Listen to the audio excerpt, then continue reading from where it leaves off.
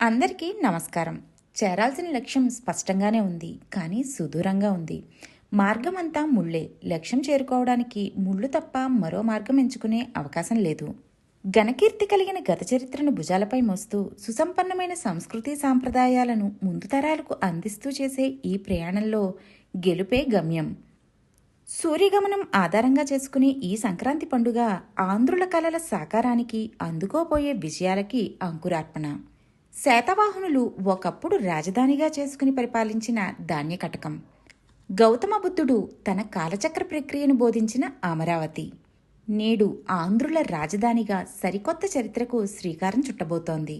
శ్రీకాకుళం నుంచి నెల్లూరు దాకా ఒకటే సంక్రాంతి సందడి. ఇది తెలుగువారి పెద్ద పండుగ. 16 అణాల తెలుగు మహిళ కట్టు బొట్టు ఎప్పుడూ ప్రత్యేకమే.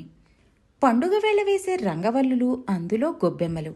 ఇది మాత్రమే కాదు, ఆధునిక సాంకేతిక పరిజ్ఞానాన్ని అరచేతిలో అదిమిపెట్టి ఇంటి నుండే ప్రపంచాన్ని ఒంటి చేతితో శాసించగల శక్తియుక్తులు నేడు తెలుగు మహిళ సొంతం. గంగిరెద్దుల మేళాలు, హరిదాసుల హరికథలు, సుసంపన్నమైన నాగరికతకు అద్దం పట్టే విభిన్న జీవన రీతులు. ఇక 3000 సంవత్సరాల పూర్వం నాటి కూచిపూడి ఆంధ్రులకే సొంతమైన ప్రత్యేక నృత్య సంపద. ఇన్ని ప్రత్యేకతలు ప్రపంచ పటంలో ఆంధ్రప్రదేశ్ను ప్రత్యేక స్థానంలో నిలబెట్టాయి. భోగినాటి ఎర్రటికాంతుల మంటలు ఆధునిక సాంకేతికాభివృద్ధికి నింగే హద్దుగా శ్రీహరికోట రాకెట్కి ఇంధనంగా మారాయి. గాలిపటాల స్థానంలో రాకెట్లు వచ్చి చేరి చంద్రుడిని ముద్దాడాయి. కలల సాకారానికి నింగే హద్దని దిశానిర్దేశం చేశాయి. కృష్ణమ్మ పరవళ్లు ఒకవైపు, వేదంలా ఘోషించే గోదావరి ఒకవైపు.